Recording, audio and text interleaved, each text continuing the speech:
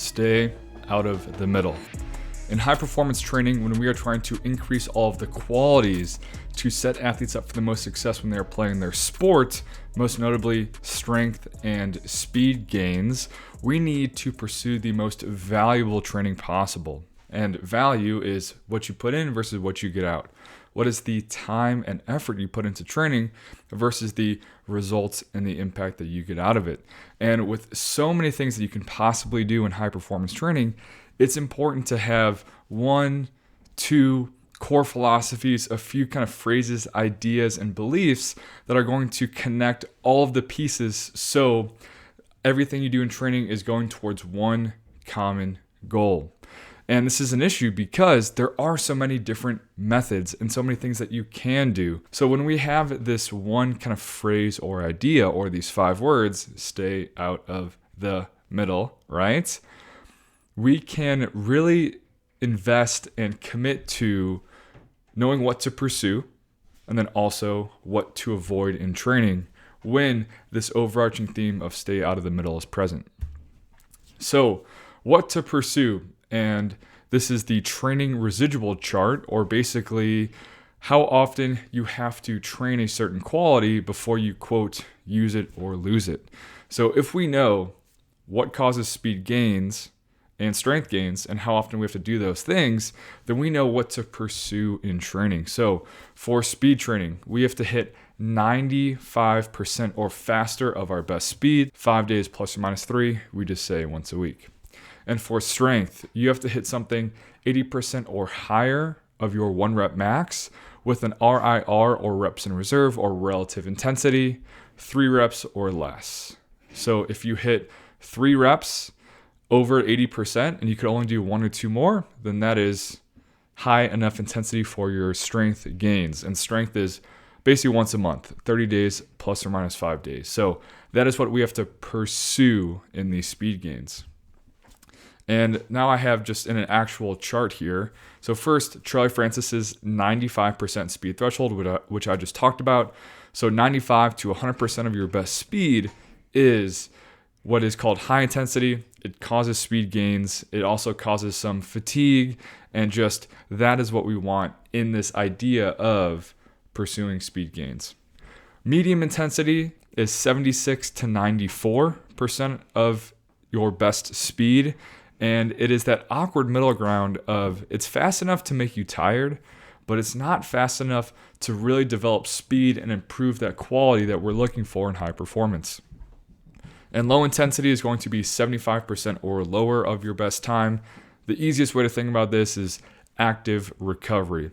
You're moving, you're getting the blood flowing and the muscles working, but it's not going to accumulate that much fatigue because it is just not that intense. So those are our 3 speed zones. High intensity, 95 plus. Medium, we'll just call 75 to 95. And then low is lower than 75. And then this other chart that I have here is basically the 5 main velocity-based training kind of lifting speed zones. So first we have absolute strength, so that is anything lower than 0.5 meters a second, pretty slow, and also 0.5 meters a second lines up to about 80% 1 rep max. You have accelerative strength, 0.5 to 0.75, strength speed, 0.75 to 1, speed strength, 1.0 to 1.3, and then starting strength, 1.3 and above. So that's a lot of numbers. The point is that there's this idea of things that we are working on in training that is speed strength and just speed, kind of over 1.0 meters a second. And we have stuff that is slow and heavy for our strength gains. It's basically going to be slower than 0.5 meters a second. And this idea of stay out of the middle is where in speed training, you're trying to avoid that medium intensity, fast enough to make you really tired, but not fast enough to help you really get faster. And that middle zone of lifting where it's heavy enough to be fatiguing, but it's not fast enough to be considered kind of speed work in the weight room, but it's not slow enough to be considered strength work in the weight room either. So that is how we know what to avoid in training, right? When we are trying to make training as valuable as possible, we know what to pursue. stuff heavier than 0.5 meters a second, stuff faster than 95% of your best. But this middle ground, where we're trying to stay out of the middle, is what can colloquially be termed junk volume. So it's a lot of volume, fatigue, and kind of stuff, but again, it doesn't move the needle towards what you're really trying to pursue in high performance training, which is strength gains and speed gains. So the term is junk volume, right? Kind of like junk food. It's there, but it's not really helping you get to where you want to go. So if I had to expand on this kind of word, number of word phrase kind of theme, another way to put this, I know 9 words instead of 5, but in high performance training, right, what is a common philosophy and principle that we can get behind that's going to bring together our strength work, our speed work, what to do on active recovery days, and just everything, is hitting high intensity as safely and frequently as possible. Hitting high intensity as safely and frequently as possible.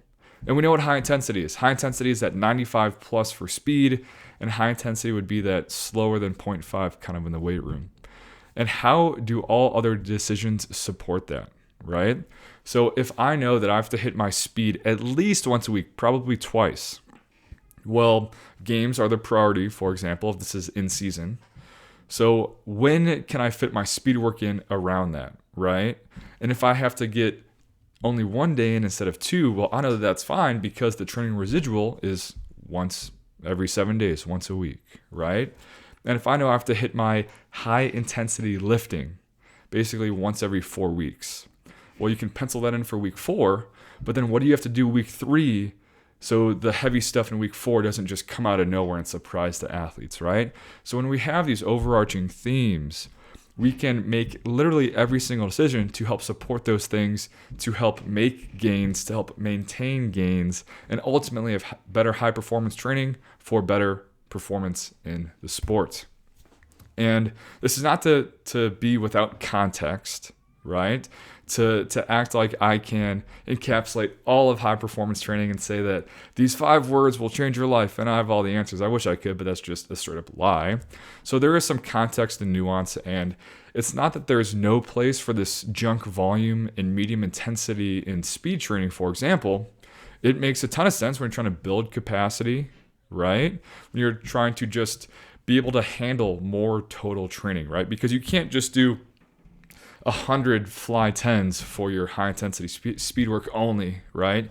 And you can't active recovery your way into being able to handle, 3 soccer matches in a weekend, right? You eventually have to get more sport specific, more conditioning, more things that, again, we are training for sports, but here's the differentiation.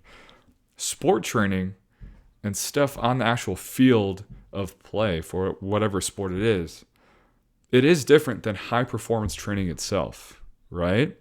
So if we know that the athletes are already going to be getting this medium intensity, quote, junk volume, right, in sport itself, well, you don't make training as valuable as possible by just rinsing and repeating what they're already doing in practice, right?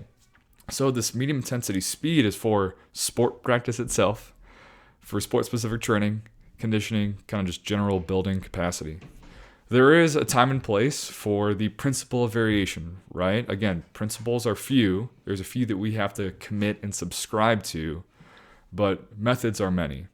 So when it's your time to change it up, just have a sucky conditioning day because it's the end of like a mental toughness, Omaha challenge, right? For the college baseball people out there, then cool, change it up. Right? 1 day or 1 week of an entire offseason, let's say, is not going to ruin the plan. But again, how intentional can you be when it's your time to vary it up, to dip your toes into the medium intensity kind of speed work, right? And also in lifting, you can't be lifting at over 80% of your 1 rep max the entire year. The athletes would just fatigue out because it's hard to do that, right? But is there a rhyme and a reason and this bigger picture, right? Connecting, well, if I know that we have a 12-week off season and I want to push some intensity in weeks 11 and 12, Well, what do you have to do in weeks 9 and 10 to get ready for that, right? Well, where do you meet the athletes where they're at in weeks 1 and 2 to set a good foundation and kind of not break them right away? And then how you kind of bridge that gap in the middle, right? And we know about relative intensity in lifting, so RIR, reps in reserve. When you are done with your set, how many more reps could you have done with good form if you had to keep going, right? So a max where you cannot do one more rep, that is 0 RIR. And the lowest your relative intensity could be, if you did 3 reps, you racked it, and you could have done 3 more very solid reps. That is the range in which you can stimulate strength and even hypertrophy gains. So how do you spend the first 2 or 3 weeks kind of racking the bar and knowing that you had, 1 to 2 more kind of really, really good reps, right? Then the next 3 weeks, right?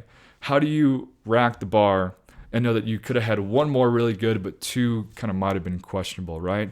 And then you get into your last block of training and everything is going to be almost to failure-ish, right? Where maybe you could have done one more, but probably not, right? So there's ways to progress, and that's the principle of 80 plus. Well, you have 80 to 100, right? The reps in reserve, you have 0 to 3, right?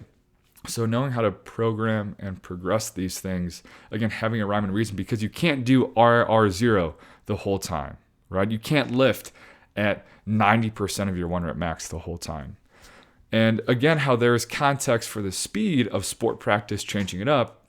Well, when an athlete is, quote, strong enough, well then, yes, you do have to change it up and you do have to spend time in that 0.6, 0.65, 0.7 kind of max power because that's what they need. But if we're talking general high performance training, where we are trying to make the best decisions for everyone, and of course, if you have an athlete one-on-one, then great, individualize. But what are the general kind of themes that we can tie together kind of all of these things? So when an athlete has earned not just getting stronger for the sake of getting stronger, right? When they've hit that 1.7, 1.8 times body weight kind of back squat, then the general things aren't going to work, right? This is a general principle, a general philosophy of, quote, staying out of the middle. In summary, if we know what makes gains, so high intensity training, right, plus 95% for speed, plus 80% and close to failure with our RIR for lifting. If we know how often we have to do those things, so once a week for speed, once a month-ish for lifting, and we know what we want to avoid by doing too much volume, being in the middle, so we want to stay out of the middle, right? If we can navigate around really important practices or actual game days, right, then our training can still be as impactful as possible. And this is all just in pursuing, again, value, what you put in versus what you get out. So by staying out of the middle in training, it helps us hit high intensity as frequently and safely as possible, because the training is actually moving the needle towards the gains we want and avoiding the things that we don't want. So happy training.